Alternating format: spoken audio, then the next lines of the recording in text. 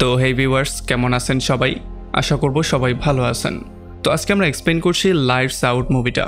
আর এই মুভিটা বানানো হয়েছে খুবই সুন্দর একটা গল্প নিয়ে। তো এই জন্য আমি বলবো ভিডিওটা শেষ পর্যন্ত দেখার জন্য, আর নয়তোবা অনেক কিছুই মিস করে ফেলবেন। তো চলুন কথা না বাড়িয়ে শুরু করি আজকের ভিডিও। তো এই গল্পের শুরুতে আমরা দেখতে পারি ডাফি নামের একটা লোককে, যে কিনা রাতের বেলায় একটা বারের মধ্যে যায়।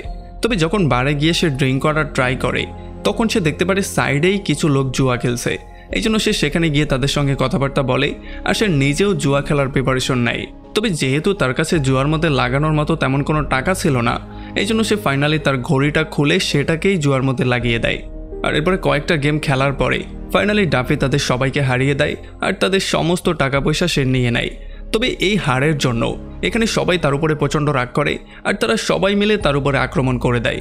তবে ডাফি কিন্তু কোনো নর্মাল কোনো পার্সন ছিল না, এই জন্য সে তাদের সবাইকে মারা শুরু করে। আর কয়েক সেকেন্ডের মধ্যেই সে সবাইকে এমনভাবে ধোলাই করে যাতে করে এক মাস আর তারা উঠে দাঁড়াতে না পারে। তবে যখন সেই মারামারিগুলো করছিল, তখন দূর থেকে দাঁড়িয়ে ম্যাক্স নামের একটা লোক তাকে দেখছিল, যে কিনা 2 দিন আগেই জেল থেকে বেরিয়েছে। তো এখন বার থেকে বেরিয়ে ডাফি চলে আসে একটা হোটেলের মধ্যে, কারণ আসলে ডাফির এখানে কোনো থাকার মতো ঘর নেই। আসলে তখন আমরা জানতে পারি যে ডাফি হচ্ছে একজন এক্স মেরিন কমান্ডার, যে কিনা আফগানিস্তানে যুদ্ধ করতে গিয়ে তার সমস্ত সঙ্গীদেরকে হারিয়ে ফেলেছে। এখান থেকে শুধু জীবিত বাঁচতে পেরেছে সে আর তার একটা বন্ধু বোয়েকা। তো এরপরে পরদিন সকালবেলা ম্যাক্স চলে আসে ডাফির হোটেলে তার সঙ্গে কথাবার্তা বলার জন্য। তবে ডাফি কোনোভাবেই ম্যাক্সের সঙ্গে কথাবার্তা বলতে চায় না, মানে সেগুলোতে খুব একটা ইন্টারেস্টেড না। তবে যখন ম্যাক্স তাকে খাবার দাবার খাওয়ানোর একটা অফার দেয়, তখন ডাফি তার সঙ্গে বেরিয়ে চলে আসে, কারণ এই খাবার দাবার খাওয়ার বদলে ডাফি তার সমস্ত কথাগুলো শুনবে। আর এরপর তারা দুজন একটা রেস্টুরেন্টে চলে আসে, আর এখানে খাবার দাবার খাওয়ার ফাঁকের মধ্যে ম্যাক্স ডাফিকে তার সমস্ত ব্যাপারগুলো বলে। সে প্রথমে তো ডাফির অনেক প্রশংসা করে, আর এরপর সে বলে যে তোমার হাতের মধ্যে একটা জাদু আছে, তোমার এই জাদুটাকেই কাজে লাগিয়ে আমরা অনেক টাকা ইনকাম করতে পারি। যদিও প্রথমে ডাফি এগুলো বিশ্বাসই করতে চাইছিল না, তার মনে হচ্ছিল ম্যাক্স উল্টাপাল্টা কিছু একটা বলছে। তবে ম্যাক্স তার এই কথাগুলোর প্রমাণ দেওয়ার জন্য পুরোপুরি রেডি ছিল। তো এরপর তারা দুজন চলে আসে ডোনাল্ড নামের একটা লোকের কাছে, যে কিনা বিভিন্ন জায়গায় স্ট্রিট ফাইটের আয়োজন করত, আর সেখান থেকে সে টাকা ইনকাম করত। আমরা দেখতে পারি যখন এখানে একটা ফাইট শেষ হয়ে যায়, তখন ডোনাল্ড তার সবচেয়ে সেরা ফাইটারটাকে সামনে আনে, আর এখানে একটা ওপেন চ্যালেঞ্জ দেয়। সে বলে যে যেই তার সঙ্গে ফাইট করে জিততে পারবে তাকে আমি এত টাকা দেব। এখন এত ভয়ঙ্কর ফাইটার দেখে কেউই রাজি হচ্ছিল না, এই জন্য ডোনাল্ডের নজর পড়ে ডাফির উপরে, কারণ সে এটা খুব ভালো করেই জানতো যে ম্যাক্স তাকে এখানে নিয়ে এসেছে শুধুমাত্র মারামারি করার জন্য। তবে ডাফিও এগুলো দেখার পরে খুব একটা রাজি ছিল না, এই জন্য সে চলে যাওয়ার ট্রাই করে। তবে যখন সে যাচ্ছিল, তখন আশেপাশের সবাই তাকে নিয়ে হাসাহাসি করে, তাকে নিয়ে মজা করা শুরু করে। আর নিজের এমন বেজ্জতি সহ্য করতে না পেরে ফাইনালি ডাফিও সিদ্ধান্ত নেয় সে এখানে ফাইট করবে। আর এরপর সে শুধুমাত্র একটা পাঞ্চেই তার এই সেরা ফাইটারকে এখানে হারিয়ে দেয়। তবে তখনই তারা এখানে পুলিশের সাইরেন শুনতে পারে, এই জন্য তারা ডোনাল্ডের থেকে তাদের পাওনা টাকাগুলো নিয়ে দ্রুত দৌড়ে সেখান থেকে পালিয়ে যায়। তো এরপরে যখন তারা রাস্তায় ছিল, তখন ম্যাক্স ডাফির কাছে তার ঘর সম্পর্কে জিজ্ঞেস করে। তবে তখন ডাফি তার সমস্ত সত্যি কথাটা বলে দেয়। সে বলে যে এখানে আমার কোনো ঘর নেই, আমার কোনো আত্মীয় স্বজনও নেই। আর এগুলো শোনার পরে ফাইনালি ম্যাক্সের তার উপর একটু মায়া হয়, এই জন্য সে তার বোন রিচেলের বাসায় তাকে শিফট করার সিদ্ধান্ত নেয়। তবে যখন তারা দুজন রিচেলের বাসায় পৌঁছায়, তখন তারা দেখতে পারে রিচেল তার বয়ফ্রেন্ডকে পিটিয়ে ঘর থেকে বের করছে, কারণ কোনো একটা ব্যাপার নিয়ে তাদের মধ্যে একটা ঝগড়া হয়ে গিয়েছিল, আর এই জন্যই এখন তাদের মধ্যে মারামারি হয়ে গিয়েছে। আর এগুলো দেখার পরে ডাফি প্রথমে তাদের মধ্যে যায় আর তার বয়ফ্রেন্ডকে পেটানো শুরু করে। আমরা জানতে পারি রিচেল হচ্ছে একজন বিধবা, যে কিনা তার একটা ছোট্ট মেয়েকে নিয়ে এখানে বাস করে। তো এরপরে পরদিন সকালবেলা ম্যাক্স চলে আসে পার্কার নামের একটা মাফিয়া বসের কাছে, যে নিজেও কিনা একটা স্ট্রিট ফাইটের বক্স চালাতো। আর তখন আমরা জানতে পারি ম্যাক্সের কাছে পার্কার অনেকগুলো টাকা পায়, যেই টাকাগুলো দেয়া তার জন্য অনেক কঠিন হয়ে যাচ্ছিল। এই জন্য ফাইনালি ম্যাক্স সিদ্ধান্ত নেয় সে ডাফির ফাইট করাবে পার্কারের এই ফাইটারের সাথে। আর এইটা শোনার সঙ্গে সঙ্গেই পার্কার রাজি হয়ে যায়, কারণ সেইটা খুব ভালো করেই জানতো যে জিতবে তো তার ফাইটারই, কারণ তার কাছে ট্রেনিং করা একটা ফাইটার আছে যে কিনা যেই কোনো ফাইটারকে হারাতে পারে। আর তখন এদিকে আমরা দেখতে পারি যখন ডাফি ঘরটা পরিষ্কার পরিচ্ছন্ন করছিল, তখনই এখানে রিচেল তার মেয়েকে নিয়ে চলে আসে। আর তার এমন সুন্দর বিহেভিয়ার দেখার পরে রিচেল আর তার মেয়ে তার উপরে খুবই ইমপ্রেস হয়ে যায়। আর এরপরে রাতের বেলায় যখন তারা একসাথে বসে ডিনার করছিল, তখন একটু পরে এখানে ম্যাক্স চলে আসে। আর এরপরে ম্যাক্স ডাফির সঙ্গে কথাবার্তা বলে তাকে পার্কার সম্পর্কে সমস্ত ব্যাপারটা বলে, আর সেই ফাইট সম্পর্কেও তাকে বুঝিয়ে দেয়। যদিও ডাফি ফাইট করতে চাইছিল না, তবে শুধুমাত্র ম্যাক্সের সাহায্য করার জন্য সেই ফাইটটা করার জন্য রাজি হয়ে যায়। আর তখন অন্যদিকে আমরা দেখতে পারি পার্কার রিচেলের বয়ফ্রেন্ড রিককে জিজ্ঞাসাবাদ করছিল। আসলে রিক একটা সময় পার্কারের জন্যই কাজ করত, তবে যখন সে গ্যাং ছেড়ে পালিয়ে গিয়েছিল তখন সে যাওয়ার আগে অনেকগুলো টাকা চুরি করে নিয়ে গিয়েছিল। আর তখন আমরা দেখতে পারি এখানে লেক্স নামের একটা করাপ্টেড পুলিশ অফিসার চলে আসে, যে আসার সঙ্গে সঙ্গেই গান পয়েন্টে নিয়ে রিককে সেই টাকাগুলো সম্পর্কে জিজ্ঞেস করে। এখন রিক প্রচণ্ড ভয় পেয়ে এটা বলে দেয় যে সে সেই সমস্ত টাকাগুলো তার গার্লফ্রেন্ডের ঘরের মধ্যে লুকিয়েছে। আর এইটা শোনার সঙ্গে সঙ্গেই লেক্স তাকে শ্যুট করে মেরে ফেলে। আর এরপর সে পার্কারকে বলে যত দ্রুত সম্ভব তুমি তার গার্লফ্রেন্ডকে খুঁজে বের করো, তার গার্লফ্রেন্ড আসলে কে। তো এরপরে পরদিন রাতের বেলায় ম্যাক্স আর ডাফি তাদের ফাইট করার জন্য রিংয়ের কাছে চলে আসে। তবে এখানে এসে তারা দেখতে পারে অলরেডি এখানে মেয়েদের একটা ফাইটিং চলছিল। আর যখন মেয়েরা ফাইট করছিল তখন আমরা দেখতে পারি লিনেক্স নামের সেই মহিলা পুলিশটাও এখানেই দাঁড়িয়েছিল। তো এরপরে যখন ম্যাচ শুরু হয়ে যায় আর ডাফির পালা চলে আসে, তখন প্রথমে খেলাটা শুরু করার আগেই ডোনাল্ড তাদের সবাইকে সাবধান করে বলে দেয় যে কোনোভাবেই এই লোকটাকে হালকাভাবে নিও না, কারণ সে হচ্ছে একজন ভয়ঙ্কর ফাইটার।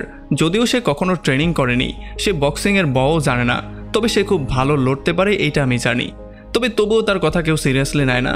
আর যখনই ফাইটটা শুরু হয়ে যায় তখন ডাফি তার অপোনেন্টকে খুব সহজেই এখানে হারিয়ে দেয়। আর এই সহজ উইনটার পরে যখন ম্যাক্স আর ডাফি সেখান থেকে চলে যাওয়ার ট্রাই করে তখনই তাদের সামনে পার্কার চলে আসে। আর পার্কার তাদেরকে মিট করিয়ে দেয় তার সবচেয়ে স্পেশাল লোক ফোর্টের সাথে। আর তার সঙ্গে ফাইট করার জন্য সে ডাফিকে চ্যালেঞ্জ করা শুরু করে। তবে ম্যাক্স এটা খুব ভালো করেই জানতো যে ফোর্ড হচ্ছে একজন ভয়ঙ্কর ফাইটার, সে হচ্ছে একজন মনস্টার, তার সঙ্গে পারা এতটা ইজি ব্যাপার না। আর তাছাড়া তার যেই দেনাগুলো ছিল সেগুলো তো প্রথম ফাইটেই শেষ হয়ে গেছে, এই জন্য সে কোনোভাবেই এই ফাইটটা করতে চাইছিল না। তবে তখন পার্কার তাদেরকে অফার দিয়ে বলে যে যদি তোমরা ফোর্ডকে হারিয়ে দিতে পারো তাহলে তোমরা পাবে 3 গুণ টাকা। তবে তবুও ম্যাক্স এটাতে ইন্টারেস্টেড ছিল না। তবে আমরা দেখতে পারি ডাফি তাকে বলে যে ভাই এই মনস্টারের সাথে ফাইট করতে হলে আমি 5 গুণ টাকা নিব, 3 গুণ টাকা খুবই কম হয়ে যায়। তবে এইটার জন্যও পার্কার খুব সহজেই রাজি হয়ে যায়, কারণ তার এতটাই কনফিডেন্স ছিল, সে জানতো যে ফোর্ডই জিতবে। এখন যখনই তাদের মধ্যে মারামারি শুরু হয়ে যায় তখন প্রথমে তো ফোর্ড ডাফির উপরে প্রচণ্ড ভয়ঙ্কর আক্রমণ করে আর তাকে ইচ্ছা মতো পেটায়। এখন এত মার খাওয়ার পরে ডাফি চোখের সামনে সবকিছু খোলা দেখছিল। তবে তখনই তার চোখের সামনে চলে আসে তার আফগানিস্তানের সেই স্মৃতিগুলো। আর এগুলো দেখার পরে তার মাথা বেশিই গরম হয়ে যায়। আর সে ফোর্টের উপরে এমনভাবে আক্রমণ করা শুরু করে যেন হঠাৎই তার মধ্যে কোনো একটা পাওয়ার চলে এসেছে। আর সে তাকে ইচ্ছা মতো পিটিয়ে তাকে পুরো আদমরাই করে ফাইনালি ম্যাচটা উইন করে ফেলে। আর এত ভয়ঙ্কর একটা ম্যাচ উইন করার পরে ফাইনালি ডাফি আর ম্যাক্স তাদের বাসায় ব্যাক করে। আর টাকা যখন তারা ভাগাভাগি করছিল তখন ম্যাক্স প্রথমে গডকে থ্যাংক ইউ বলে, কারণ ডাফির মতো একটা লোককে সে তার লাইফে পাঠিয়েছে। কারণ সে এটা খুব ভালো করেই জানতো যে পার্কারের যত দেনা তার মাথার উপরে ছিল সেগুলো সে ডাফিকে ছাড়া কখনোই পরিশোধ করতে পারতো না। আর তাছাড়া এখন তারা এত ভয়ঙ্কর একটা ম্যাচ উইন করে আরও অনেকগুলো টাকা পেয়ে গেছে। তো এরপরে পরদিন সকালবেলা পার্কার প্রথমে লিঙ্কসকে কল দিয়ে রিকের গার্লফ্রেন্ডের অ্যাড্রেসটা দেয়। এই জন্য লিঙ্ক তার পুলিশদেরকে নিয়ে চলে আসে রিচেলের বাসায়। আর প্রথমে তারা এসেই রিক সম্পর্কে জিজ্ঞেস করে। তবে রিচেল লিক সম্পর্কে শোনার পরেই বলে দেয় যে তার সাথে আমার সম্পর্ক অনেক আগে শেষ হয়ে গেছে, তাকে আমি ঘর থেকে বের করে দিয়েছি। তবে তবুও পুলিশরা কোনোভাবেই কিছু শুনবে না। তারা ঘরের মধ্যে গিয়ে পুরো ঘরটা সার্চ করা শুরু করে। আসলে তাদের দরকার ছিল রিকের লুকিয়ে রাখার টাকাগুলো, তারা সেগুলোকেই খুঁজছিল। তবে অনেক খোঁজাখুঁজি করার পরেও, পুরো ঘরটাকে তছনছ করার পরেও তারা কোনোভাবেই কোনো টাকা পয়সা পায় না। এই জন্য যখন তারা চলে যাচ্ছিল তখন যাওয়ার আগে লিঙ্কস রিচেলকে ধমক দিয়ে যায় যে যদি তুমি 7 দিনের মধ্যে সমস্ত টাকাগুলো ব্যাক না করো তাহলে তোমাকে তো আমি মারবই, সঙ্গে তোমার মেয়েকেও আমি মারবো। এইটা বলে সেখান থেকে চলে যায়। আর যখন রাতের বেলায় ম্যাক্স আর ডাফি বাসায় ব্যাক করে তখন তারা জানতে পারে যে সকালবেলা পুলিশ এই রেটটা দিয়েছিল। যদিও রিচেল তাদেরকে বলছিল যে এই সমস্ত ব্যাপারগুলোর কিছুই আমি জানি না, আমি তো টাকা পয়সা সম্পর্কে কিছু জানিই না, আমাকে কিছু বলাই হয়নি। তবে এই সমস্ত ব্যাপারগুলো শোনার পরে ম্যাক্স এটা ক্লিয়ারলি বুঝতে পারে যে আসলে সেই পুলিশ অফিসারগুলো পার্কারের জন্যই কাজ করে। এই জন্য তারা তাদের দুজনকে বাসায় রেখে তারা দুজন চলে আসে পার্কারের কাছে। তবে যখন তারা পার্কারকে এই সমস্ত ব্যাপারগুলো জিজ্ঞেস করে তখন পার্কার তাদেরকে উল্টো বলে যে ভাই এই টাকাগুলো হচ্ছে আমার চেয়েও বড় বড় খেলোয়াড়ের, যদি এই টাকাগুলো না পাওয়া যায় তাহলে তোমরা তো অবশ্যই মরবে, আমাকেও কেউ বাঁচাতে পারবে না, কারণ তাদের কাছে এত বেশি পাওয়ার আছে। তো এই জন্য এই পুলিশরা তো যে কোনো মূল্যে টাকাগুলো বের করেই ছাড়বে, কারণ রিগো মরার আগে এইটাই বলে গিয়েছে যে সে টাকাগুলো লুকিয়েছে তার গার্লফ্রেন্ডের বাসার মধ্যে। এখন যেহেতু তারা কিছুই বুঝতে পারছিল না এই জন্য ফাইনালি পার্কার ম্যাক্সকে একটা পরামর্শ দিয়ে বলে যে তুমি এই দেনাটা তোমার মাথায় নিয়ে নাও যাতে করে তুমি তোমার বোনকে সেভ করতে পারো। এখন ম্যাক্সও কিছু বুঝতে পারছিল না যে এতগুলো টাকা তার মাথায় নেয়ার পরে সে আসলে করবেটা কি, সে দেনাগুলো পরিশোধ কি করে করবে। এখন ম্যাক্স আর ডাফি যখন অফিস থেকে বাইরে বেরিয়ে চলে আসে তখনই তাদের দেখা হয় লিংসের সাথে। আর লিংসকে দেখার পরে তারা আরও বেশি ভয় পেয়ে যায়। তবে তখন ডাফি ম্যাক্সকে শান্ত করে বলে যে তোমার বোন আর তোমার ভাগ্নিকে বাঁচানোর জন্য আমি আরও একবার ফাইট করতে রেডি আছি। আর এরপরে রাতের বেলায় যখন ডাফি একা একা বসেছিল তখন রিচেল তার পাশে এসে বসে আর এত কম ঘুমানোর কারণটা তার কাছে জিজ্ঞেস করে। তখন ডাফি তাকে বলে যে যখনই আমি ঘুমিয়ে পড়ি তখন আমার চোখের সামনে আফগানিস্তানের সেই ভয়ঙ্কর দৃশ্যগুলো চলে আসে আর আমার বন্ধুদের লাশ যেগুলো আমার চোখের সামনে ছিল সেইগুলো আমার চোখের সামনে ভাসতে থাকে, এই জন্য আমি আর ঘুমাতে পারি না। আর এদিকে ম্যাক্স ডোনাল্ডের সাথে মিলে ডাফির জন্য একটা ভয়ঙ্কর ফাইটের আয়োজন করতে বলে, যাতে করে সেখান থেকে তারা অনেকগুলো টাকা ইনকাম করতে পারে আর সেই টাকাগুলোর মাধ্যমে তারা পার্কারের সমস্ত দেনা পরিশোধ করতে পারে। আর এই সমস্ত ব্যাপারগুলোর জন্য ফাইনালি ডোনাল্ড রাজিও হয়ে যায়। তবে এই কাজটা করার জন্য সে 30% কমিশন চায়। আর ম্যাক্সের হাতে যেহেতু কোনো অপশন নেই এই জন্য সে তাকে এই কমিশনটা দিতে রাজি হয়ে যায়। তবে একটু পরেই ডোনাল্ড চলে আসে পার্কারের কাছে আর তাকে ম্যাক্সের এই অফারটা সম্পর্কে বলে। আর যেহেতু পার্কার কোনোভাবে এটার জন্য রাজি হচ্ছিল না, কারণ এখানে টাকার মামলাটা অনেক বড়, এই জন্য ডোনাল্ড তার একটু ইগোতে হার্ট করে দেয়। সে বলে যে আগেরবার তুমি যেই হারটা হেরেছো সেটার জন্য সবাই তোমাকে নিয়ে হাসাহাসি করছে, যদি তুমি এখন এই ফাইটটা আয়োজন না করো আর তুমি রিভেঞ্জ না নাও তাহলে সবাই তোমাকে নিয়ে সবসময় হাসাহাসি করবে আর সবাই তোমাকে ভীতু বলে গালাগালি করবে। আর এগুলো শোনার পরে পার্কারের মাথা আরও বেশি গরম হয়ে যায়। এই জন্য সে বলে আচ্ছা ঠিক আছে, তুমি ফাইটার আয়োজন করো, ফাইটার যেখান থেকে দরকার আমি নিয়ে আসবো।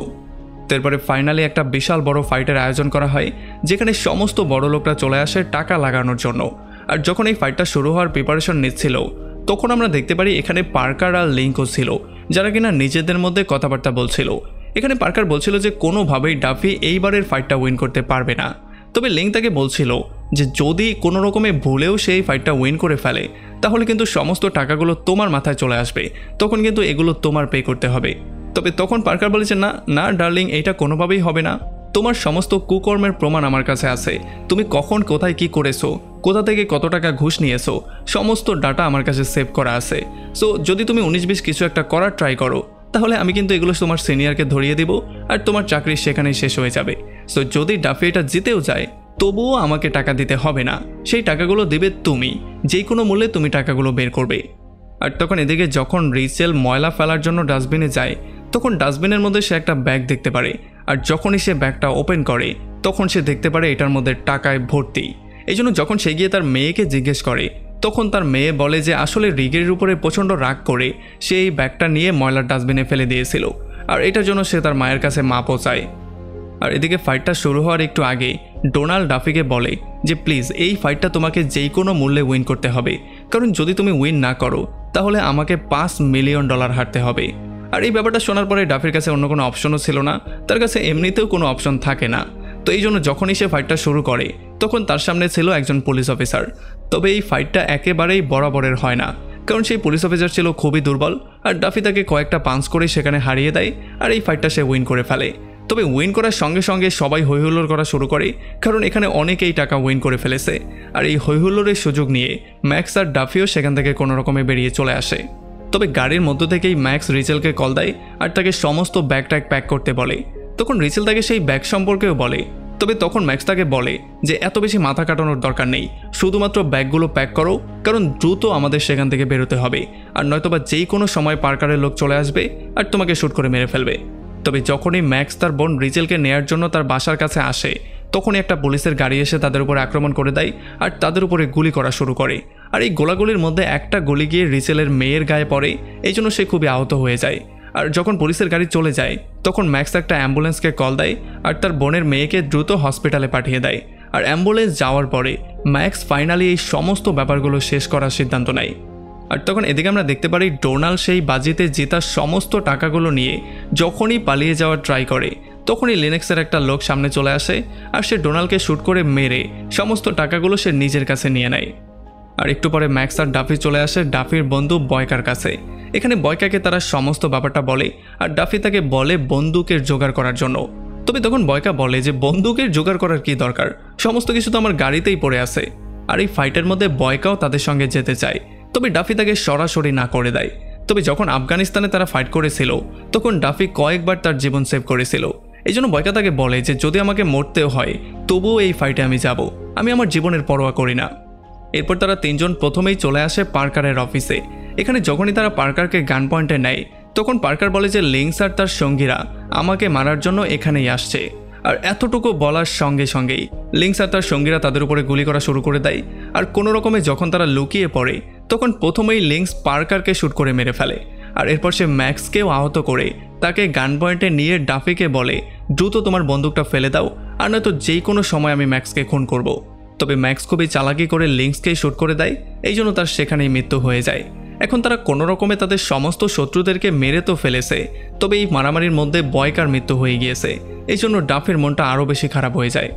আর পরদিন সকালবেলা যখন ম্যাক্স হাসপাতালে তার বোনের সাথে মিট করতে আসে তখন সে দেখতে পারে তার ভাগ্নি পুরোপুরি সুস্থ আছে, সে এখন জ্ঞানও ফিরে পেয়েছে। আর এরপর ফাইনালি তাদেরকে ঘরে পাঠিয়ে দেওয়া হয়। আর বাসায় ব্যাক করে রিচেল ডাফির একটা চিঠি পায়, যেখানে ডাফি তাকে থ্যাঙ্কস বলেছে এতদিন যাবৎ তাকে তার ঘরের মধ্যে আশ্রয় দেওয়ার জন্য। আর তাছাড়া ব্যাগের মধ্যে যেই টাকাগুলো সে পেয়েছে সেগুলোর প্রপার ইউজ সে করতে বলে। আর তাছাড়া আমরা জানতে পারি যে তারা দুজন একটা সময় খুবই কাছেও চলে এসেছিল, কারণ চিঠির শেষ লাইনে ডাফি তাকে বলেছিল যে আমি খুব দ্রুতই এখানে ব্যাক করব আর তোমাকে বিয়ে করব, আর তোমার আমার মধ্যে যেই জিনিসটা হয়েছে সেই জিনিসটাকে আমরা লিগাল করে ফেলবো। আর এমনই একটা ইন্টারেস্টিং পয়েন্টে এই পুরো মুভিটা এখানে শেষ হয়ে যায়। তো আমাকে কমেন্ট করে জানান কেমন লাগলো ভিডিও। যদি ভালো লাগে তাহলে অবশ্যই একটা লাইক করবেন, আর যদি এখনও আমাদের চ্যানেলটা সাবস্ক্রাইব করে না থাকেন তাহলে প্লিজ করে ফেলুন। তো আমাদের দেখা হবে অন্য কোনো ভিডিওতে অন্য কোনো একদিন। Till then, take care.